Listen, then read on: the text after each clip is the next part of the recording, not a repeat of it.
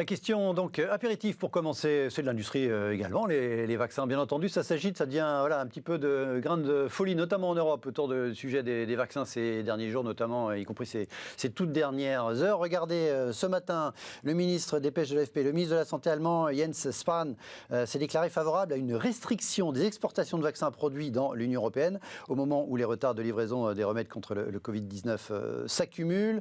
Hier, en Allemagne aussi, hier soir, le quotidien Handelsblatt, considéré comme sérieux, a priori, par tout le monde, expliquait que le vaccin AstraZeneca ne marchait pas, en tout cas ne marchait pas, ou très mal, très peu efficace au-delà de 55, au-delà de 60 ans. Manifestement, c'était une bêtise, enfin, c'est ce qu'on comprend en tout cas aujourd'hui. Le pourcentage de 8% a été mélangé avec un autre pourcentage de 8%. C'était l'échantillon des 56-69 ans qui représentait 8% de l'échantillon total et non pas 8% d'efficacité.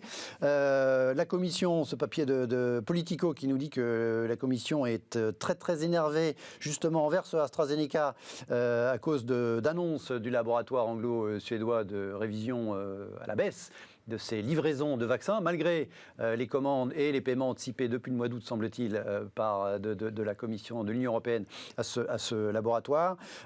Confrère Dominique Seudy, rarement, manifestement, on a vu une commissaire européenne aussi en colère. Et hier, c'était l'échec annoncé, en tout cas la reconnaissance d'un échec dans une filière, en tout cas, de l'Institut Pasteur qui a dit renoncer à poursuivre son travail sur le fait de rechercher un vaccin pour la Covid-19. On a beaucoup critiqué la recherche française depuis hier, déjà que les retards de Sanofi avaient été largement critiqués.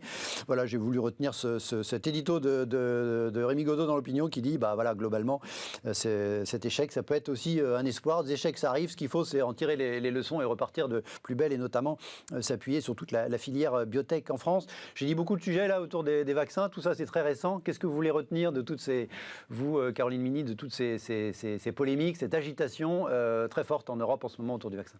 Oui, comme vous dites, c'est une forte agitation puisqu'on est dans un contexte tendu de course au vaccin et là où la France accélère sa stratégie de vaccination, on a besoin de vaccins et donc effectivement on voit nombreuses informations circuler. Par rapport effectivement à la filière biotech en France, en fait la France est en 3e position en Europe sur le nombre de start-up biotech. Il y a encore une start-up biotech. On imagine après les Anglais et les Allemands, j'imagine. Voilà, et donc il y a une autre start-up biotech franco-autrichienne, celle-là qui est toujours dans la course pour le vaccin. Donc la France n'est pas du tout en reste.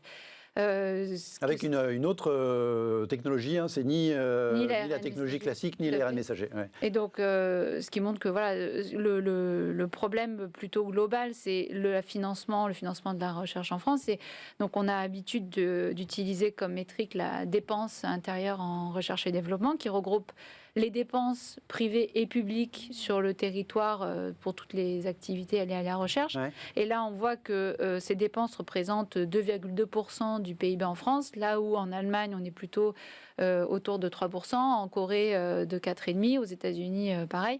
Et donc, c'est cette question de comment faire pour financer la recherche et augmenter ces financements liés à la recherche. Et donc, en ce qui concerne Pasteur, il y a eu le pari fait sur une technologie qui était une technologie déjà exploitée pour le vaccin contre la grippe. Donc, c'était un choix de dire que... un choix raisonnable, en fait. Un choix raisonnable, mais aussi les coûts d'entrée étaient plus faibles, donc on pouvait déjà exploiter, sachant que ce domaine du vaccin est quand même un domaine particulier où on cherche à développer les défenses immunitaires d'une personne qui n'est pas malade. Donc aussi, jouer la sécurité, ça paraît logique. C'est pas absurde, effectivement, parce qu'on traite des gens qui vont bien. Effectivement, c'est les propos de défense, entre guillemets, mais qui sont légitimes. Et puis, on a le droit de se planter. Ce qu'il faut, c'est effectivement pas se planter tout le temps. Que vous inspire, Franck, cette agitation récente autour de vaccins, à la fois la disponibilité des vaccins en quantité, les questions de production et puis les questions d'origine en termes de pays de la dite production. Voilà, en fait, ces polémiques reflètent aussi le problème de coordination au niveau européen, au niveau mondial. Quand il y a une difficulté, quand il y a une pénurie, quand il y a une crise, c'est les nations qui prévalent. On l'a vu sur les masques. l'État français perquisitionnait les masques sur les tarmacs Oui, de oui. l'aéroport. Ah, mais justement, effectivement, là, c'est le. C'était les débuts de la crise, on pouvait dire qu'on n'avait pas, voilà, on ne se sentait pas encore il commençait concerté. à avoir un peu de pénurie. Ouais. Eh bien, qu'est-ce qui prévaut? Comme disait Jaurès, qu'est-ce qui reste quand on n'a plus rien? La nation. La solidarité nationale reste quand même l'échelon essentiel des solidarités. Et le jour où on manque de vaccins, eh bien, les nations prévalent, y compris sur l'Europe. Et donc l'Allemagne dit les vaccins produits en Allemagne Elle joue sa partie, quoi. resteront en Allemagne prioritairement. J'allais dire c'est bien normal. Les Allemands. Du coup, par ricochet, ça repose la question du fait qu'effectivement, on ne produit pas de.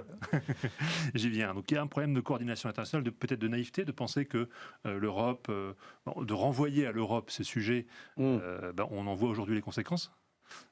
Donc la naïveté et l'absence de considération peut-être de ce qu'est la priorité à l'échelon national, on en subit les conséquences. Alors pourquoi en France, dans le pays de Pasteur, dans le pays qui a inventé les vaccins, qui a eu les plus grands industriels mondiaux dans le domaine des vaccins, on figure aujourd'hui parmi les pays qui n'ont pas de vaccins, donc qui n'ont pas d'industriels produisant les vaccins, et dont la plupart des pays, l'Institut non Pasteur, plus, mais... l'Institut Pasteur, qui est l'héritier de cette immense tradition, déclare abandonner la recherche du vaccin. D'abord, j'observe que le premier vaccin mis sur le marché, il est français. Moderna, ce sont des Français qui sont partis aux États-Unis. Le patron est français, c'est pas que des Français. Le financement est intégralement américain. Les technologies de l'ARN messager ont été développées ici, en France. Puis développées aux États-Unis pour des raisons probablement d'écosystème beaucoup plus favorables. Et quand on voit les fonds que Moderna a levés pour développer son vaccin, effectivement, il y a un certain nombre de personnes qui sont devenues milliardaires assez vite dans ce contexte-là, ce qui aurait été strictement impossible en France. Donc c'est vrai qu'il y a un écosystème aussi du développement de ces vaccins qui est beaucoup plus favorable ailleurs qu'en France. Donc on peut avoir les meilleurs chercheurs, les meilleures idées, et puis ne pas avoir la production. C'est ce que vous disiez, c'est-à-dire des gens il y a des investissements sur la recherche, mais le développement se fait plus forcément en France. Donc je pense qu'il faut qu'on en tire les conséquences. J'imagine que le gouvernement le fera, que le commissariat au plan, vous le citiez tout à l'heure, le fera, mais il faut que ces esprits, ces scientifiques qui sont à la pointe puissent se développer en France, lever des fonds en France. Il y a des fonds, il y a de l'épargne, elle est abondante en France, il y a des marchés financiers, il faut que ces gens-là puissent aujourd'hui réussir en France à développer leur industrie en France. Ça fait lien avec on va élargir, en passant des vaccins et de la pharmacie à l'industrie en général avec notre premier débat tout de suite.